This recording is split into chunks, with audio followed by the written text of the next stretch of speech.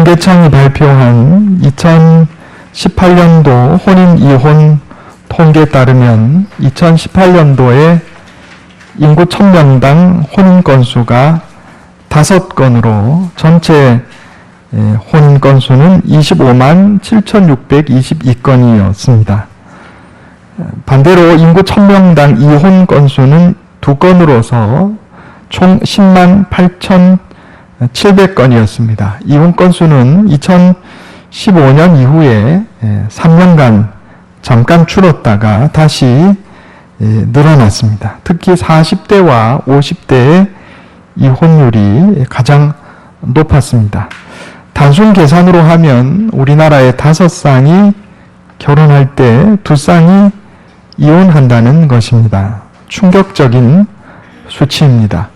이혼의 심각성은 그 영향이 배우자, 당사자들만의 문제를 넘어서서 다음 세대, 심지어 그 다음 세대까지 영향을 미친다는 점에 있습니다. 간과할 수 없는 것은 이혼이라는 선택을 할 수밖에 없도록 우리 가정들이 위기에 몰려 있다 하는 점입니다. 우리나라 이혼 사유의 1위는 성격 차이인데 전체 이혼 원인의 약 47%를 차지하고 있습니다. 그 다음이 경제적인 문제로 12%, 배우자의 부정이 7%, 가족 간 불화가 6%, 정신적, 육체적 학대가 약 4% 이렇게 결론이 나왔습니다. 사실 이 성격 차이라고 하는 말은 상당히 모호한 말입니다. 그렇죠? 성격 차이가 도대체 무엇을 의미하는 말인가? 대체로 부부 사이의 인격적인 관계가 아주 파탄이 났을 때 보통 성격 차이다 이러고 적어낸다 이런 이야기입니다. 서로 간의 감정 계좌에 잔고가 전혀 남아있지 않고 심지어 마이너스 날 때 우리는 그것을 관계의 파탄이라고 말합니다. 우리가 살면서 계좌를 3개 가지고 있다 이런 말씀드렸죠. 첫째는 무슨 계좌죠? 천국 계좌. 천국 계좌. 우리가 하나님께 예배드리고 말씀 따라 살아갈 때 천국의 계좌, 천국 계좌에 보물이 쌓인다 이 말이죠. 그 다음에 무슨 계좌라 그랬어요?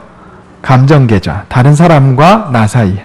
다른 사람과 나 사이에 감정 계좌가 있다 그랬어요. 감정 계좌를 플러스로 만들려면 어떻게 하면 돼요? 사랑하면. 사랑의 마음을 가지고 사랑의 말을 하고 사랑의 행동을 하면 다른 사람 마음에 감정 계좌에 저 사람과 나 사이의 감정 계좌에 사랑이 쌓이는 거죠.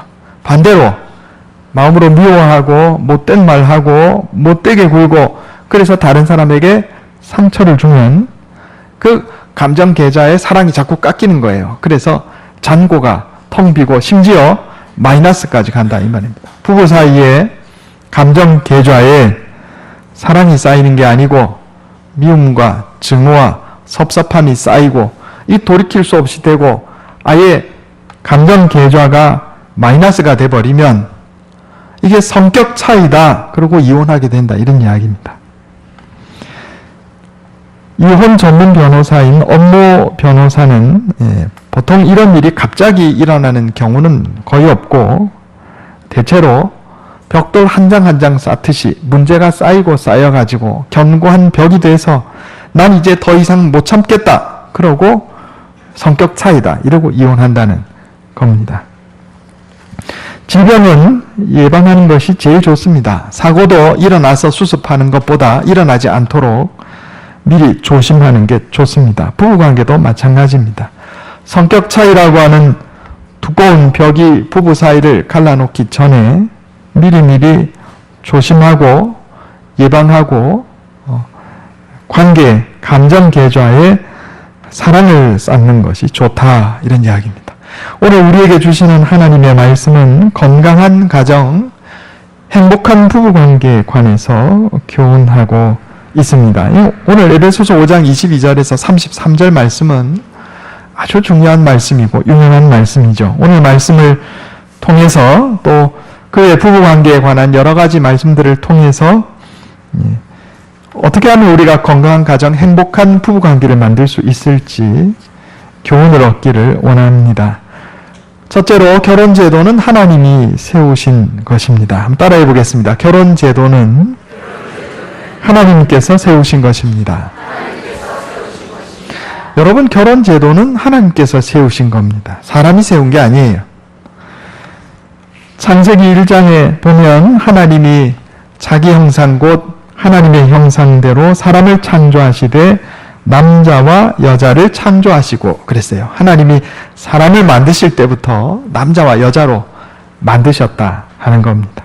그리고 창세기 2장 24절에 보면 남자가 부모를 떠나 그의 아내와 합하여 한 몸을 이룰지로다 그랬어요. 남자와 여자가 결혼해서 한 몸이 된다 그랬어요. 그리고 창세기 1장 28절에 생육하고 번성하라 땅에 충만하라 그랬습니다. 그러므로 한 사람의 남자와 한 사람의 여자가 만나서 사랑하여 가정을 이루고 경건한 자녀를 생산하는 것은 하나님의 섭리 안에 있는 것이다. 결혼제도는 하나님께서 세우신 것이다 하는 겁니다. 불신자들은 이거를 믿지 않아요. 결혼제도는 사람이 만든 것이라 생각합니다. 그래서 이것은 폐기해도 된다 생각해요. 그러나 성경은 그렇지 않아요. 성경은 사람을 남자와 여자로 만드신 분도 하나님이시요, 한 남자와 한 여자가 결혼해서 가정을 이루게 하신 것도 하나님이시요, 서로 사랑해서 경건한 자손을 생산하라고 명령하신 분도 하나님이심을 분명하게 선언하고 있습니다. 그래서 성경 말씀은 우리에게 결혼을 귀하게 여기고 침소를 더럽히지 말라고 교훈합니다. 히브리서 13장 4절에 모든 사람은 결혼을 귀히 여기고 침소를 더럽히지 않게 하라. 은행하는 자들과 간음하는 자들을 하나님이 심판하시리라 그랬어요. 은행과 간음죄에 대해서 하나님이 어떻게 하신다고요? 심판하신다 그랬어요. 왜냐하면 결혼제도는 하나님께서 세우신 신성한 것이기 때문에 그렇습니다. 그러므로 하나님이 세우신 신성한 제도를 파괴하는 자를 하나님께서 심판하신다고 분명하게 말씀합니다. 잠언 5장 15절에 보면 너는 내 우물에서 물을 마시며 내 샘에서 흐르는 물을 마시라.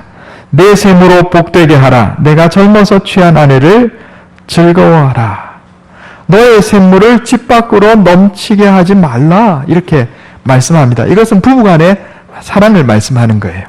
부부간의 이성적인 사랑은 가정의 테두리 안에서 할 것이요. 부부간의 사랑, 가정 안에서 할 것이요.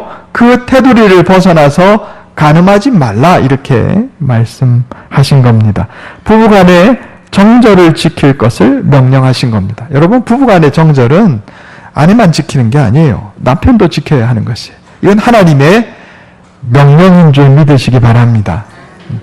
성경은 독신의 삶에 대해서도 언급하고 있습니다. 사도 바울은 성도들에게 종말을 대비해서 자기 자신처럼 독신을 권장하기도 했습니다. 고린도전서 7장 7절에 보면 나는 모든 사람이 나와 같기를 원하노라. 그러나 각각 하나님께 받은 자기의 은사가 있으니 이 사람은 저러하고 저 사람은 저러하니라 그랬어요.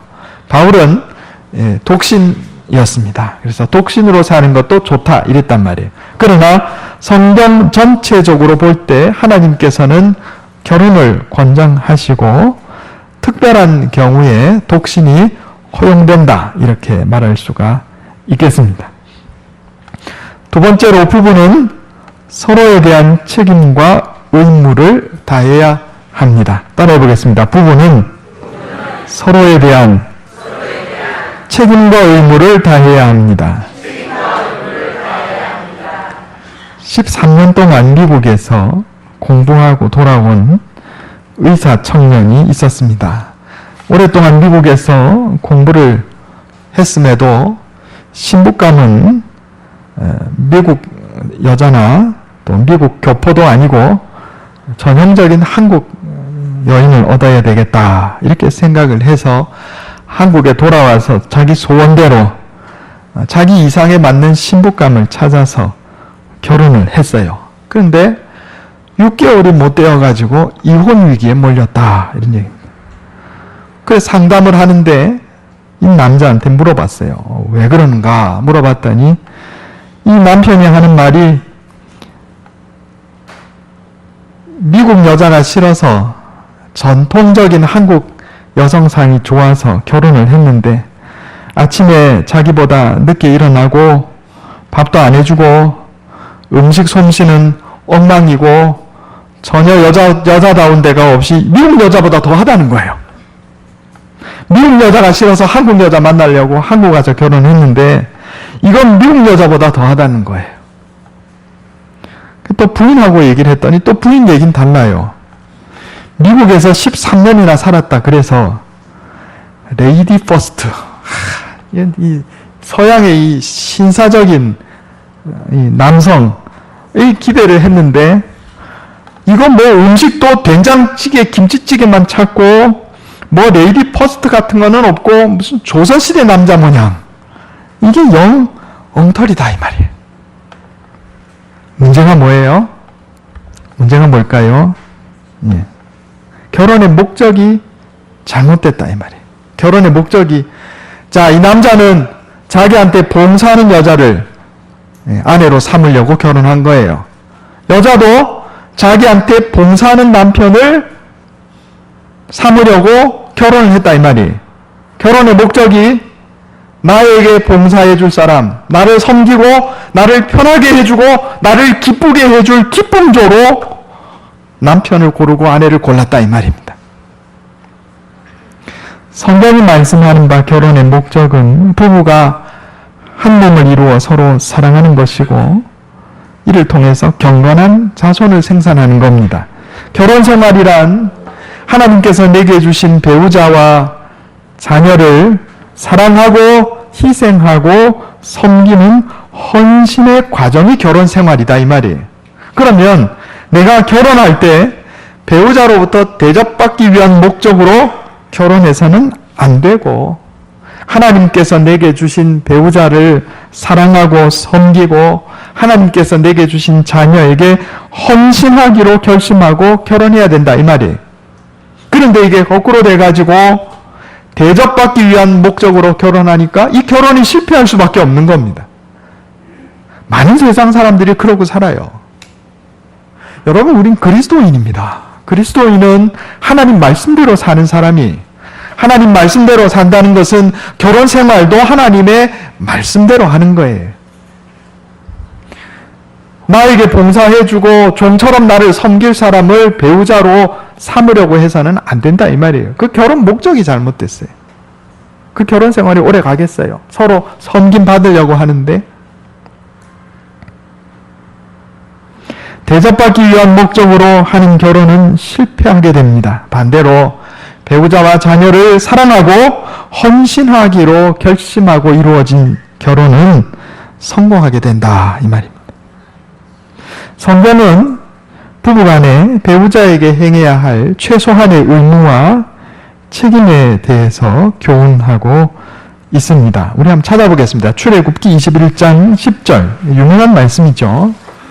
1년에 한 번씩 꼭 언급하는 말씀입니다. 출애굽기 20장 7절부터 보겠습니다. 구약성경 113페이지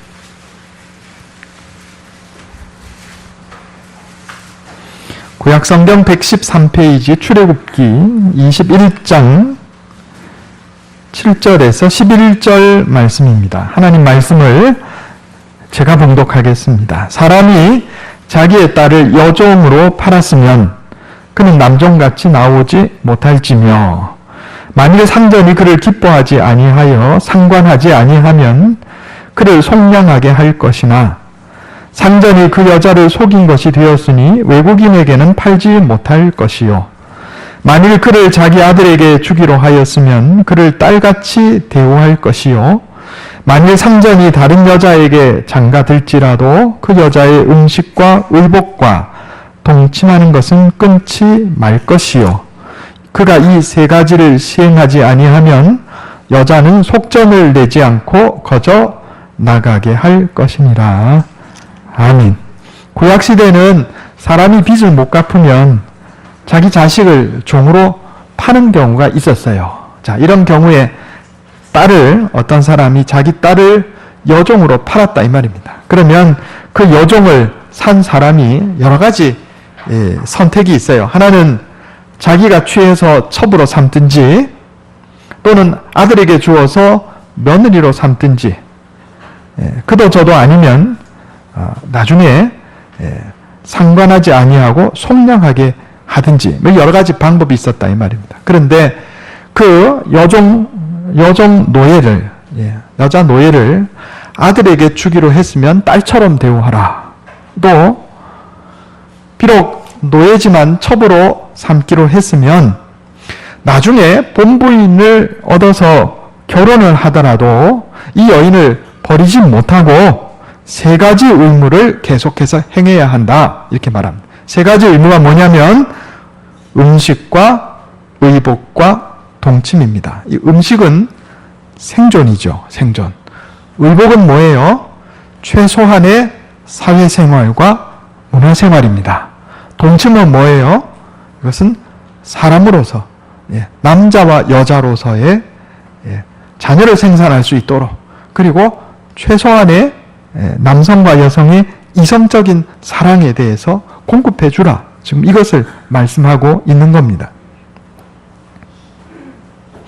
3,500년 전에 이 고대 사회에서 여성의 인권은 이루 말할 수 없이 낮은 처지였어요. 남성에 비해서. 그런데 이런 놀라운 법을 하나님께서 주셨습니다. 그것도 정부인도 아니고 노예로 팔려온 여인을 첩으로 삼았을 경우에 그 첩에게 또 해야 할 최소한의 의무입니다. 최소한의 의무. 그런데 오늘날 21세기에 말이에요. 3,500년 전 노예 출신 첩에게도 공급해 줘야 할 의무를 21세기 자기 배우자에게 안 하는 사람이 있다 이 말이에요. 이 얼마나 어리석은 일입니까?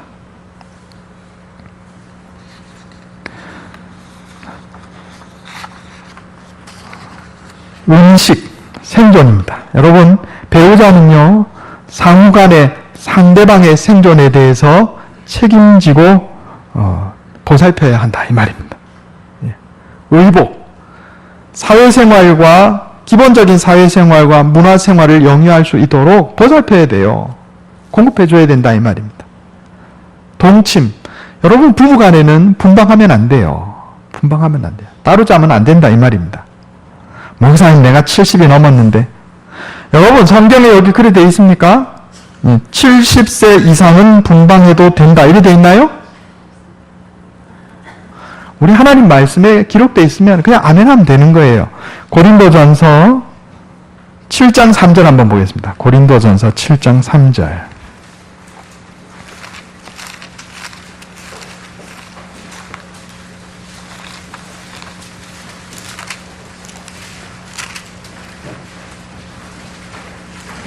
신약성경 269페이지입니다.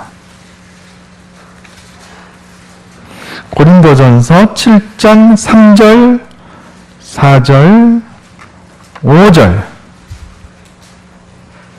제가 읽겠습니다. 고린도전서 7장 3절, 4절, 5절.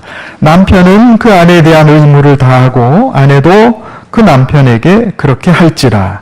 아내는 자기 몸을 주장하지 못하고 오직 그 남편이 하며 남편도 그와 같이 자기 몸을 주장하지 못하고 오직 그 아내가 하나니 서로 분방하지 말라. 다만 기도할 틈을 얻기 위하여 합의상 얼마 동안 하되 다시 합하라. 이는 너희가 절제 못함으로 말미암아 사탄이 너희를 시험하지 못하게 하려 함이라.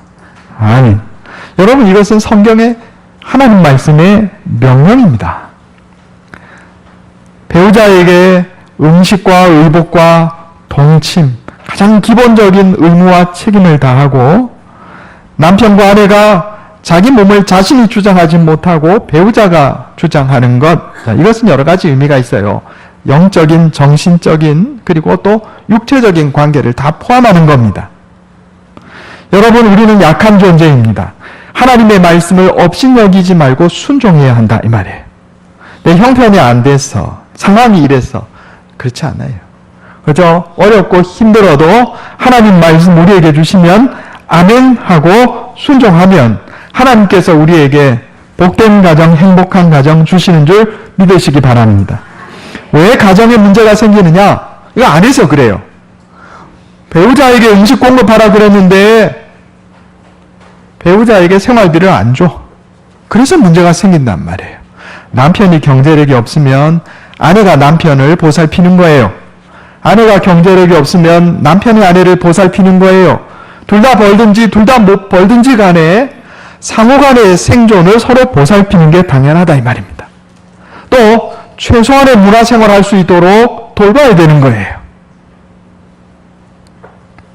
그리고 서로 간에 영적으로, 정신적으로, 육체적으로 만족한 관계를 이룰 수 있도록 노력해야 한다 이 말입니다. 이것을 행하지 아니하고 하나님의 말씀을 어겨놓고는 가정에 문제가 생기면 배우자만 원망한다 이 말이에요. 얼마나 어리석습니까? 세 번째로 가정의 질서는 순종과 사랑입니다. 따라해 보겠습니다. 가정의 질서는 순종과 사랑입니다. 우리나라 부부들이 배우자에게 들었을 때 가장 기쁜 말이 뭔가? 몇 년 전에 KBS 주부시대라는 프로그램에서 설문조사한 결과를 공개한 적이 있어요. 조사 결과를 보면 아내는 남편에게 어떤 말 들을 때 제일 기쁜가? 사랑해, 사랑해. 남편은 아내에게 어떤 말 들을 때 제일 기쁜가? 당신이 나한텐 당신이 전부예요. 조금 다르죠? 예, 사랑해. 남편들은 아내에게 사랑해라는 말을 자주 하시기 바랍니다. 아멘 하시네, 아멘. 이래도 아멘 하셔야죠. 남편들이요, 아내에게 사랑해라는 말을 자주 하시기 바랍니다. 예. 아내들이요, 남편에게 난 당신밖에 없어요. 당신이 최고예요.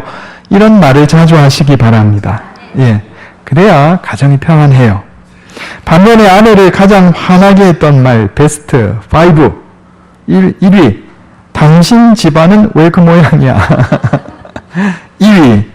우리 집에 좀 잘해. 시댁에 잘하나. 3위. 당신은 몰라도 돼.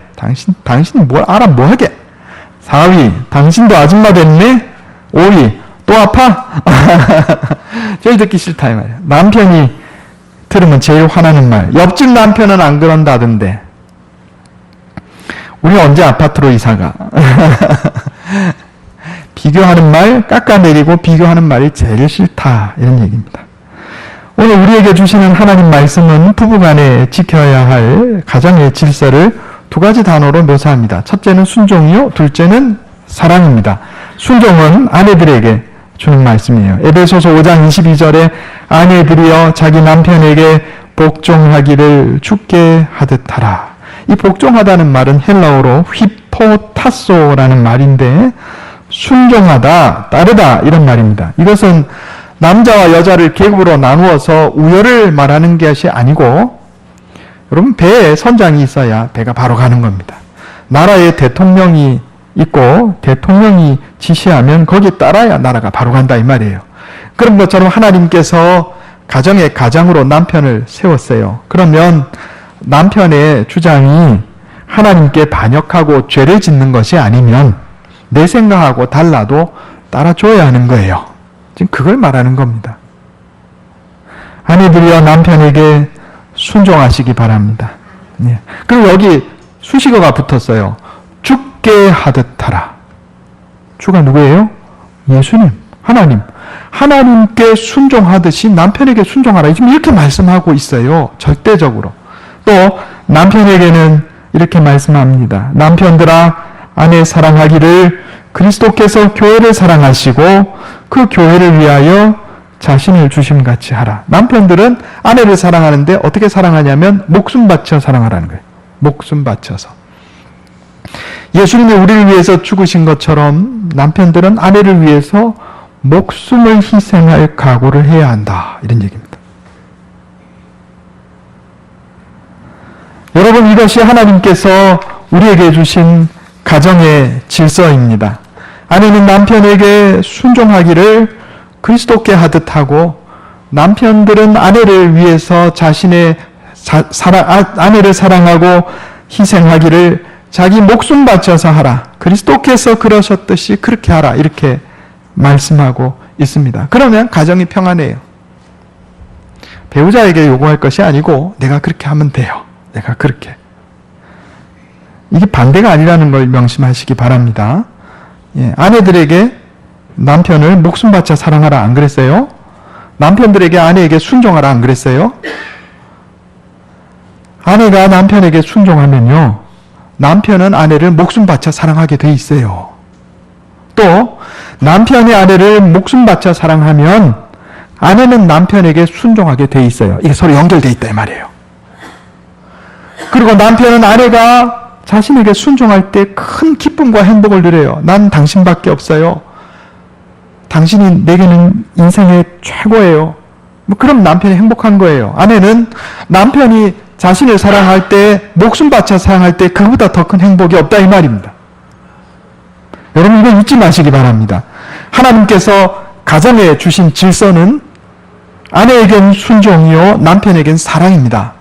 수식어로 죽게 하듯. 여러분 이걸 잊지 마시기 바랍니다. 세상 사람들은요, 이런 얘기하면은 막 귀를 막고 소리를 질러요. 돌 던질라 그런단 말이에요. 여러분, 세상의 헛된 사상에 물들지 마시기 바랍니다. 우리는 하나님 말씀대로 살면 되는 거예요.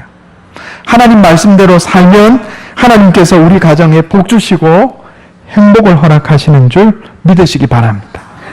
우리 성경 한 번 더 찾아보겠습니다. 베드로전서 3장 7절.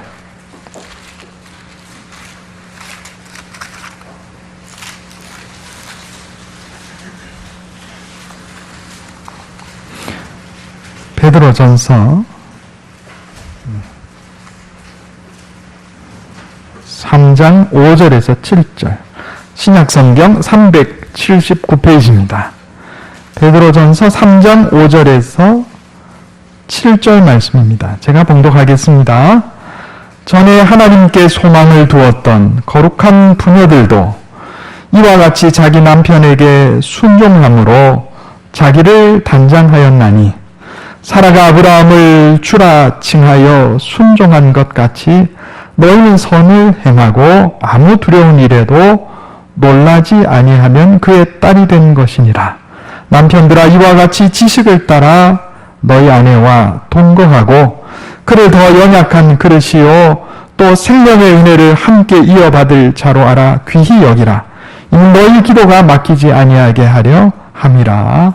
아멘. 여기 똑같은 말씀이 나와 있어요. 아내들에게는 남편에게 순종하라 말씀하고, 남편들에게는 아내를 깨지기 쉬운 그릇으로. 옛날 그릇들은 잘못하면 깨졌어요. 요즘 워낙 그릇을 잘 만들어 잘 안 깨지지만, 아내를 거칠게 다루지 말라는 얘기, 아내에게 거칠게 대하지 말라는 말이에요.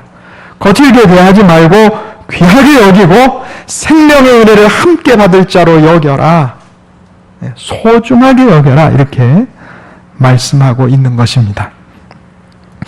미국의 유명한 잡지 가운데 하나인 라이프지라고 하는 잡지가 있어요. 여기에 한 늙은 부부의 사진이 실린 적이 있습니다. 그 사진의 제목은 아름다운 참 사랑의 모습입니다. 이 기사 내용이 그렇습니다. 라이프 잡지의 기자가 어느 날 영국을 방문했습니다. 그 지하철에 대합실 식당에, 지하철, 영국도 그런가 봐요. 우리처럼 지하철 거기에 이렇게 식당 같은 게 있는 모양입니다. 지하철 대합실 식당에 앉아서 늦은 아침 식사를 하고 있는 노 부부를 발견하게 되었습니다. 80이 넘은 노 부부가 서로 부축하면서 아침 식사를 하고 있었는데, 비스켓 하나, 차 한 잔. 비스켓 작은 건 아니고 손바닥만한 비스켓이겠죠? 비스켓 하나, 차 한 잔.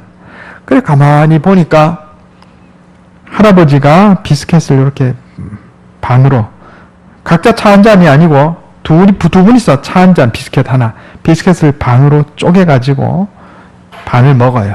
할머니는 차를 마셔요. 할아버지가 비스켓을 다 드시고 난 다음에 이에서 틀니를 빼가지고 깨끗하게 닦아요. 닦아서 할머니한테 주니까 그제서 할머니가 받은 틀니를 입에 넣고 남은 반쪽 비스켓 먹고 자기가 마시고 반 남은 차를 할아버지한테 주는 거예요. 부부의 행색을 보니 허름하고 아주 가난한 부부인 것을 알 수가 있었습니다. 이게 좀 된 얘기 같아요. 예, 돈이 없어서 틀니를 각자 할 수가 없었어. 그래서 틀니도 하나, 돈이 없어서 아침 식사도 아침 겸 점심으로 그저 차 한 잔 비스켓 하나. 그런데 둘이서 다정하게 그렇게 틀니 주고받고 찻잔 주고받고 비스켓 반으로 쪼개서 나누는 그 모습을 보고 기자가 감동을 받은 거예요. 그래서 사진을 실었다 이 말입니다. 이 노부부의 모습이 몇십억, 몇백억을 놓고 이혼 소송하는 부부보다 훨씬 더 행복해 보이지 않습니까? 여러분, 5월은 가정의 달입니다. 5월 21일은 부부의 날입니다. 결혼제도는 하나님께서 세우신 것임을 명심합시다. 거룩한 제도입니다. 이건 우리가 함부로 부인하거나 훼손할 수 있는 제도가 아니에요.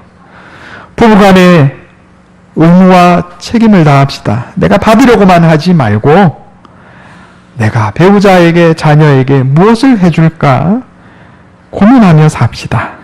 가정 안에 아내는 남편에게 죽게 하듯 순종하고 남편은 아내에게 그리스도께서 죽으심같이 목숨 바쳐 아내와 자녀들을 사랑할 때 하나님께서 우리에게 복된 가정, 행복한 부부 생활을 허락해 주시는 것입니다. 이런 은혜가 저와 여러분에게 함께 하시기를 예수님의 이름으로 축원합니다. 기도하겠습니다. 하나님, 건강한 가정, 행복한 부부에 대해서 우리를 깨우쳐 주시니 감사합니다. 결혼제도는 하나님이 세우신 거룩한 것이며 우리가 함부로 거부하거나 파괴할 수 없는 것임을 깨닫게 해주시니 감사합니다. 부부가 서로에게 바라기만 할 것이 아니라 내가 무엇을 해주어야 할지 고민하며 살게 하시고 서로에 대한 책임과 의무를 다하는 지혜로운 자들 다 되게 해 주시옵소서. 순종과 사랑의 가정의 질서를 세워가기 원합니다. 아내는 남편에게 죽게 하듯 순종하게 하시고 남편은 아내에게 주님께서 하셨듯 목숨 바쳐 사랑하게 해 주시옵소서. 그래서 행복한 가정, 아름다운 가정, 하나님께서 기뻐하시는 복된 가정 이루게 해 주시옵소서. 그래서 우리가 인생을 살면서 행복을 누리고 인생의 아름다운 열매 맺게 해 주시옵소서. 우리 주 예수님의 이름으로 간절히 기도하옵나이다.